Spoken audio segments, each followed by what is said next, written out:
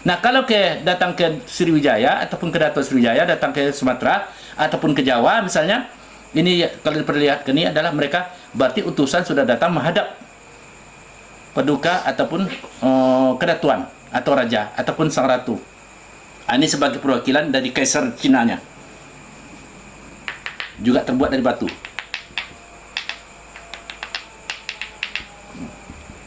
Ini hubungannya dengan Tiongkok.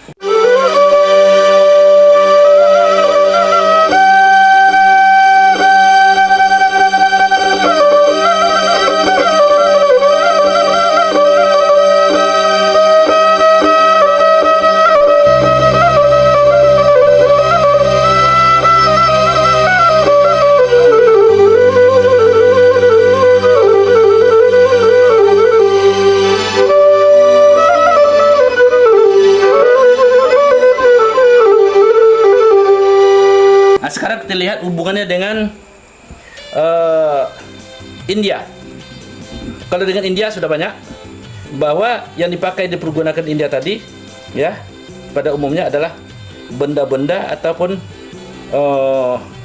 artefak ataupun nama-nama yang tertulis dalam dalam tulisan aksara Sanskerta dan Nagari. Itu tidak perlu kami jelaskan karena kemarin juga sudah diterangkan. Nah, hubungannya dengan Arab, hubungannya dengan Arab, salah satu diantaranya adalah ini.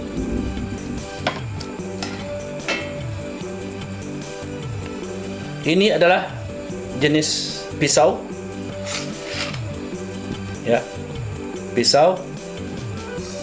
Kalau menurut informasi ini zaman Syria, ya, kerajaan Syria ataupun semenanjung Arab ataupun Irak ataupun juga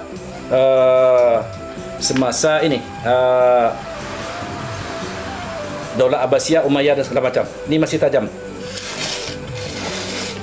Ya, walaupun nampaknya tumpul tapi masih tajam, dan juga ada auranya ataupun sini ada semacam pamornya kalau menurut istilah orang Jawa. Nah, di sini kalau kita lihat motifnya adalah jelas adalah senjata orang Arab terkunci. Kemudian ini merupakan bagian daripada bentuk motif daripada Mesir. Ini ditemukan juga. Ini menandakan bahwa ada hubungan Timur Tengah dengan Kedaton Sriwijaya. Ini kemungkinan besar adalah dengan masuknya Islam di Nusantara, yaitu menuju Muaratakus, di mana di sini utusannya datang ke negeri kita. Nanti kami jelaskan pada bagian tersendiri Islamnya masuk di Nusantara.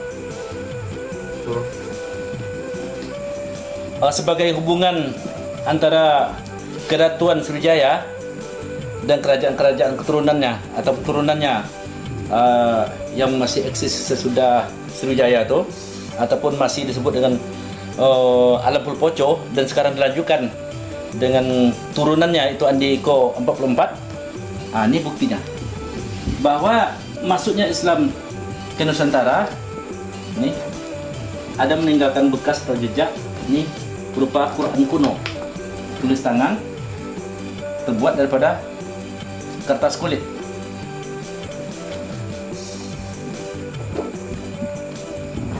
Menurut sebagian pendapat katanya ini adalah abad 15, ada yang mengatakan abad 14. Ya, ada yang beberapa orang meneliti sini, para pakar. Nah, katanya ada mengatakan kemarin peneliti dari Malaysia, katanya ini adalah Quran Yaman. Nah, kalau betul ini Quran Yaman, berarti ada hubungannya dengan masuknya ataupun berkembangnya Islam di Nusantara, ya. Tapi bukan dalam tahap awal, tapi dalam tahap pertengahan.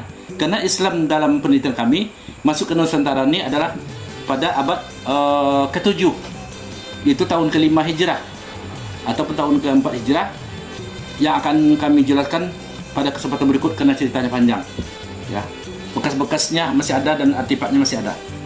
Nah, kalau kita lihat dalam motifnya, ini adalah Quran yang dibuat oleh Khattab kita di sini, ya, abad-abad pertengahan itu masuknya Islam pada abad 13 atau 14, ya. Kalau lihat motifnya adalah motif Melayu tua nih. semuanya ditulis tangan, ya. Ini menandakan bahwa Islam masuk ke Nusantara ini awal pertamanya adalah dari Kampar. Nanti kami jelaskan pada bagian tersendiri. Ada bukti-bukti dan artefaknya. Kemudian ini juga kita lihat. Ini adalah Al-Quran juga tulis tangan, diperkirakan abad 16. Bahannya kertas kulit lengkap, ya.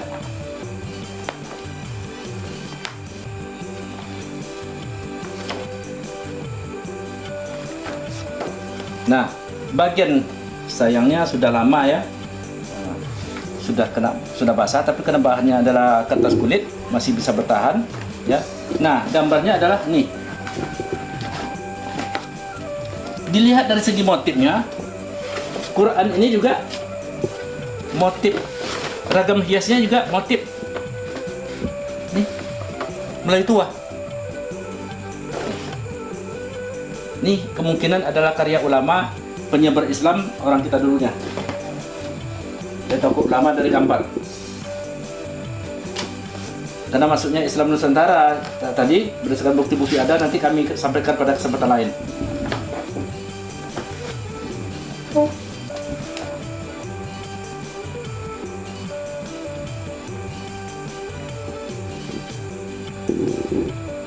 Lengkap, ya, masih lengkap.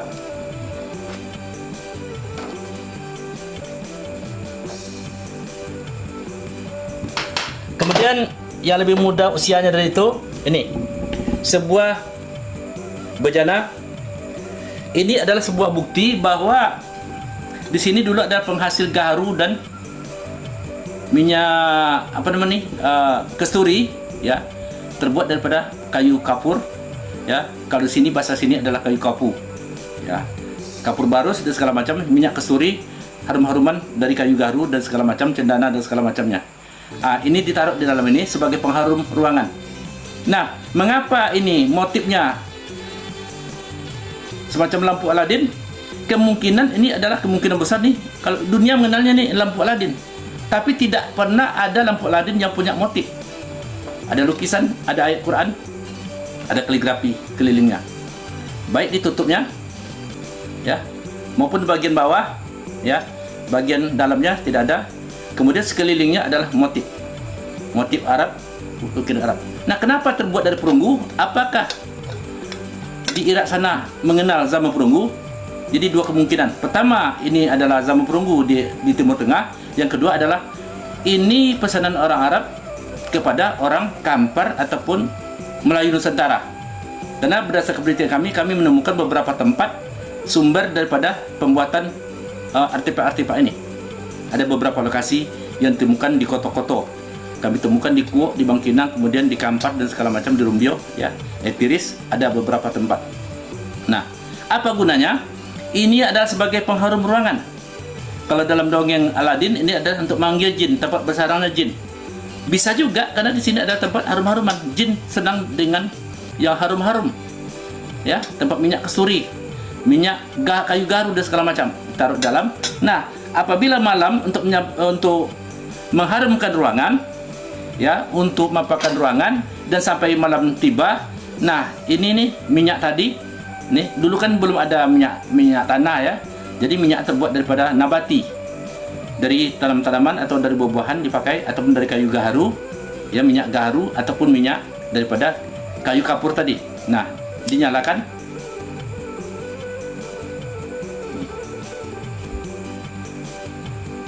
Kita lihat. Ini kita perhatikan persis seperti cerita-cerita. Jadi minyak tadi bisa ditaruh di dalam, minyak kasturinya ataupun minyak kayu gaharunya.